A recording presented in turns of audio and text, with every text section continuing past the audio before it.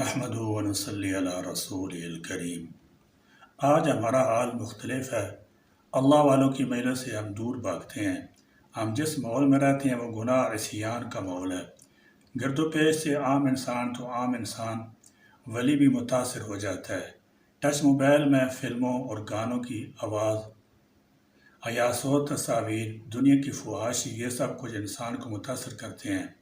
صحابہ کرام رضی اللہ تعالی عنہم اجمعین کا عاد و سمود کی بستی سے جب گزر ہوا تو حضور اکرم صلی اللہ تعالی علیہ وسلم نے منہ چھپا لیا اور صحابہ کرام رضی اللہ تعالی عنہم کو جلدی سے گزر جانے کے لیے فرمایا۔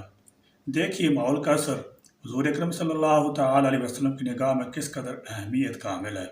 اگر اثر کا خوف نہ ہوتا تو جلدی سے کیوں گزرتے؟ اس لیے کہا جاتا ہے کہ برے ماحول سے کٹ کر اللہ والوں کی مجلس میں بیٹھو، نورانیت پیدا ہوگی اور اچھے اثرات پڑیں گے۔ انسانی طبیعت پر صحبت بہت زیادہ اثر انداز ہوتی ہے۔ اچھوں کی صحبت سے نیکی کا بیج دل و دماغ میں جڑ پکڑتا ہے اور بروں کی صحبت سے برائی کے جذبات پنپتے ہیں۔ یہ ایک حسی اور روزمرہ مشاہدہ کی جانے والا وصف ہے جس کی ڈھیر ساری مثالیں ہم اپنی آنکھوں سے آئے دن دیکھتے ہیں۔ تاریخ عالم میں جھانکنے سے یہ حقیقت دو چار کی طرح واضح ہو جاتی ہے کہ ہر دور میں صالح افراد کی تشکیل صالحین کی صحبت سے ہوئی ہے۔ بگڑے مزاجوں کے بڑھنے خدا تعالیٰ جل شانہ کے نیک بندوں کی رفاقت کا غیر معمولی اثر رہا ہے۔ انسانی ذہن بھی زمین کی طرح ہوتا ہے۔